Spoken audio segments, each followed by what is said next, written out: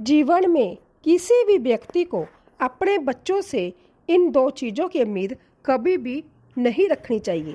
आज की इस वीडियो के माध्यम से हम आपको बताएंगे कि किसी भी व्यक्ति को अपनी संतान से किस चीज़ की उम्मीद नहीं रखनी चाहिए। यदि आप लोगों ने यह बात जान ली तो आपका बुढ़ापा बहुत सुखमय बीतेगा। तो चलिए मित्रों, जानते हैं एक कथा के माध्यम से। एक समय की बात है, एक दिन देवी रुक्मिणी भगवान श्री कृष्ण के पास जाती है और उनसे बोलती है, हे स्वामी, बहुत समय से मेरे मन में एक प्रश्न आया है।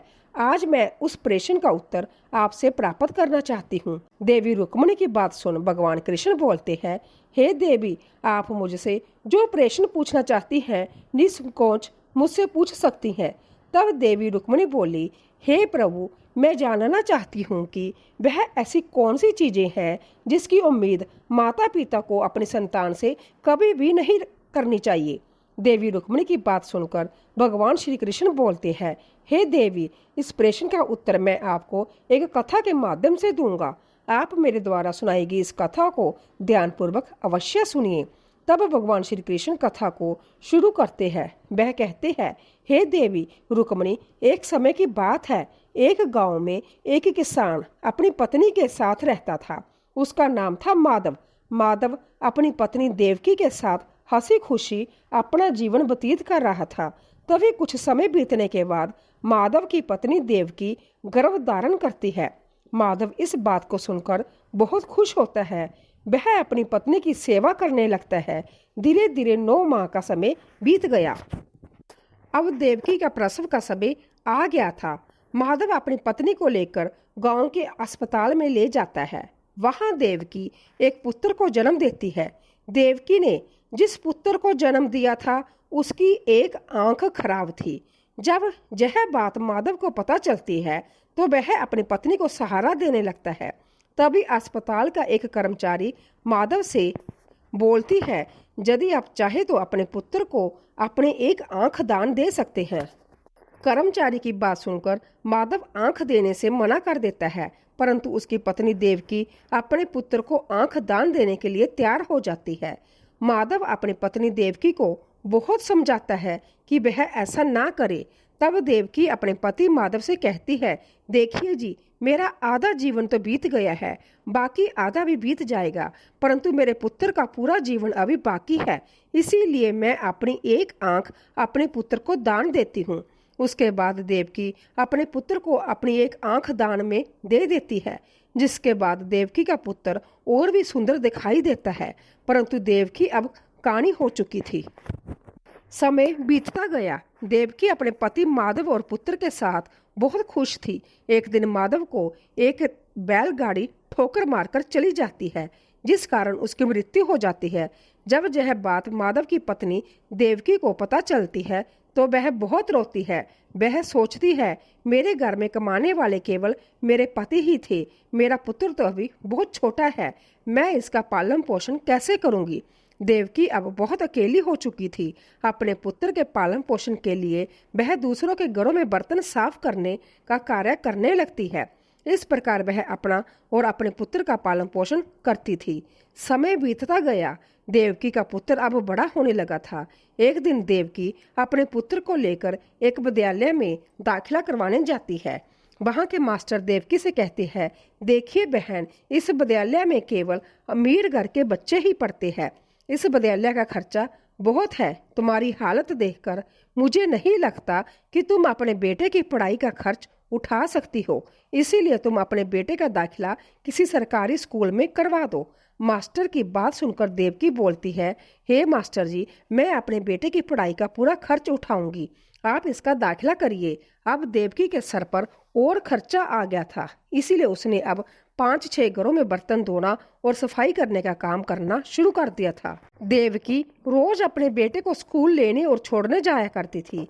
देवकी को देख उसके बेटे के दोस्त उसका मजाक उड़ाया करते थे, जिस वजह से देवकी के बेटे को बहुत शर्मिंदगी होती थी। उसने अपनी माँ से कहा, माँ, अब मैं बड़ा हो गया हूँ, तुम मुझे छोड़ने जा लेने मत आया करो। अपने बेटे की बात सुनकर देवकी बोलती है, ठीक है बेटा, परंतु संभाल के घर आ जाना। धीरे धीरे समय बीतता गया। देवकी अपने बेटे को एक बहुत ही बड़ा डॉक्टर बनाना चाहती थी। देवकी अपने बेटे को आगे पढ़ाने के लिए शहर भेज देती है और खुद गांव में रहकर दूसरों के घर का काम करके पैसे कमाती थी। उन पैसों को वह अपने बेटे को शहर में भिजवा दिया करती थी। वह सोचती थी कि जब मेरा बेटा बहुत बड़ा डॉक्टर बन जाएगा तब उसे दूसरों के घर में काम नहीं करना पड़ेगा। कुछ साल बीत गए। एक दिन देवकी का बेटा अपनी माँ को पत्र भेजता है। उसमें वह लिखता है, माँ, अब तुम्हें पैसे भेजने की कोई जरूरत नहीं है, मैं अब बड़ा डॉक्टर बन गया हूँ। अपने बेटे का पत्र पढ़कर देवकी बहुत खुश होती है और पूरे गांव में मिठाई बांटने लगती है। वह सोचती है कि अब उसका बेटा उसे शहर ले जाएगा। धीरे धीरे समय बीत रहा था, परंतु देवकी का बेटा उससे मिलने तक नहीं आया। इस दुख में देवकी बहुत बीमार रहने लगी। एक दिन देवकी के बेटे का फिर पत्र आता है। उसमें लिखा था, माँ, मैंने एक बहुत बड़े डॉक्टर की बेटी से विवाह कर लिया है। तुम्हारी बहू बहुत सुंदर और गुणवान है। बेटे की विवाह की बात सुनकर देवकी को थोड़ा दुख होता है, परंतु वह सोचती है कि बेटा अपनी पसंद की लड़की के साथ खुश है। फिर वह सोचती है, अब मेरा बेटा मुझे जहाँ से ले जाएगा, जब मैं अपने बेटे के पास जाऊंगी तो अपनी बहू से सेवा करवाऊंगी। देवकी अपने बेटे का इंतजार करने लगी, परंतु इंतजार करते करते 2 वर्ष बीत गए। फिर एक दिन देवकी के बेटे का पत्र आया। उसमें लिखा था, माँ, मैं पिता बन गया हूँ, मुझे एक पुत्र हुआ है। बेटे का यह पत्र पढ़कर देवकी से रुका न गया। वह अपने पोते से मिलने के लिए शहर जाने लगी। शहर पहुंचकर देवकी ने पत्र में लिखा हुआ पता देखा और अपने बेटे का घर ढूंढने लगी। वह सोच रही थी कि मेरे बेटे का घर बहुत बड़ा होगा, जिसमें बहुत सारे नौकर चाकर होंगी। देवकी अपने बेटे के घर के पास पहुंच जाती है।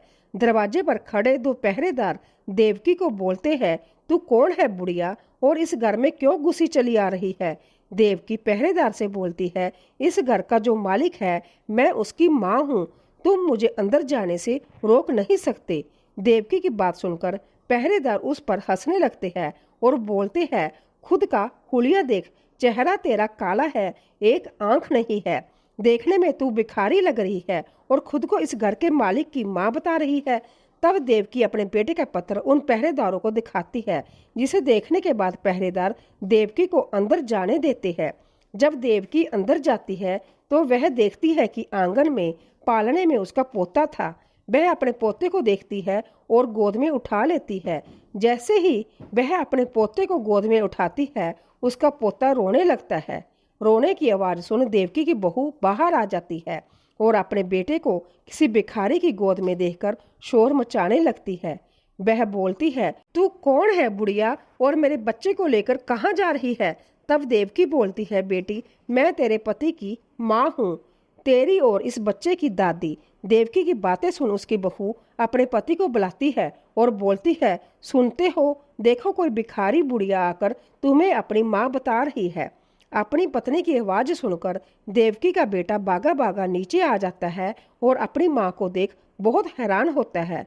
उसकी माँ बोलती है, बेटे, बता दे अपनी पत्नी को कि मैं तुम्हारी माँ हूँ, तू मुझसे मिलने क्यों नहीं आया, मुझे लेने क्यों नहीं आया?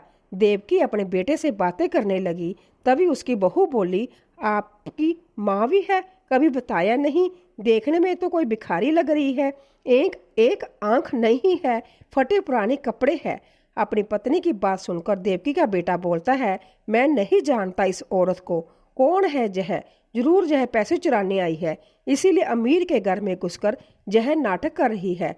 अपने बेटे की ऐसे बातें सुनकर देवकी बहुत उदास हो जाती है और रोते रोते घर के बाहर निकल जाती है। वह बोलती है, आज का यह दिन देखने के लिए मैंने बड़ा किया था अपने बेटे को, आज इसने मुझे पहचानने से मना कर दिया।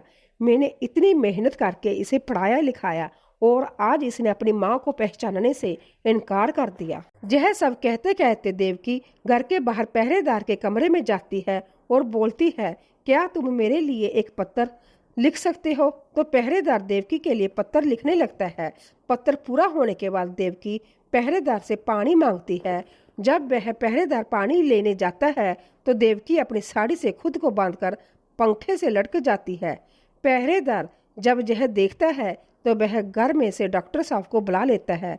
अपनी माँ को मरा हुआ देखकर वह बहुत जोर जोर से रोने लगता है और बोलता है, अपनी झूठी शान बनाए रखने के लिए मैंने अपनी माँ को पहचानने से इनकार कर दिया। मेरे से बड़ा अभागा बेटा इस दुनिया में नहीं होगा। मेरी ऐसी माँ को देख के मेरी पत्नी मुझे छोड़ ना दे, इसीलिए मैंने अपनी माँ को नहीं पहचाना। मैं नहीं जानता था कि मेरी माँ मेरी बातें सुनकर इस दुनिया को छोड़कर चली जाएगी। डॉक्टर की पत्नी अपनी सास के हाथ में एक कागज का टुकड़ा देखती है और उसे पढ़ने लगती है। उसमें लिखा था, बेटा मैं पहले ऐसी बदसूरत नहीं दिखती थी। जब तूने इस दुनिया में जन्म लिया था तो तेरी एक आंख नहीं थी, तब मैंने तुझे अपनी एक आंख दान दे दी थी, जिस कारण आज तू इतना सुंदर और मैं इतनी बदसूरत दिखाई दे रही हूँ। मेरा रंग काला नहीं था, परंतु तेरा पालन पोषण करने के लिए मुझे बहुत मेहनत करनी पड़ी थी, जिस कारण मेरा रंग काला हो गया और मैं ऐसी दिखने लगी। मैंने अपने जीवन में बहुत मेहनत करके तुझे पाला पोसा बड़ा किया, परंतु तूने मुझे पहचानने से भी इनकार कर दिया। यदि उस दिन मैंने तुझे अपनी आंख नहीं दी होती तो आज तू इतनी शान से अपना जीवन व्यतीत नहीं कर पाता। बेटे तू जहाँ भी रहे सदा खुश रहे, तेरा परिवार, तुम्हारी पत्नी और तुम्हारा बच्चा सदा खुश रहे। अपनी माँ का जय पत्र पढ़कर उसका बेटा बहुत रोया और अपनी माँ से माफ़ी मांगने लगा, परंतु उसकी माफ़ी सुनने के लिए उसकी माँ अब जीवित नहीं थी। भगवान श्री कृष्ण बोलते हैं, हे देवी रुक्मणी, यह दुनिया बहुत ही दुखदाई है। जिसके पास माँ है वह उसकी कदर नहीं करते और जिसके पास माँ नहीं है वह दिन रात माँ के लिए तरस जाते हैं। इस दुनिया में रिश्ते द्वारा बनाए जा सकते हैं, परंतु माता पिता का रिश्ता कभी द्वारा नहीं बनाया जा सकता। माता पिता की संतान ही बुढ़ापे में उनका सहारा होती है, परंतु यदि संतान ही अपने माता पिता को अपनाने से इनकार कर दे, धन की लालच जा अपनी झूठी शान के लिए अपने माता पिता को दुख दे, तो माता पिता को दुनिया में इससे बड़ा दुख और कोई नहीं होता। माता पिता अपने संतान को सुखी रखने के लिए ना जाने क्या क्या करते हैं। यदि वही संतान उन्हें बुढ़ापे में छोड़कर चली जाए तो उन्हें बहुत दुख होता है।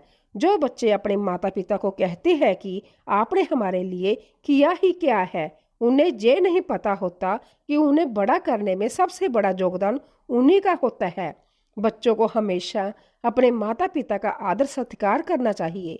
जो बच्चे अपने माता पिता का आदर नहीं करते उन्हें नरक जाना पड़ता है।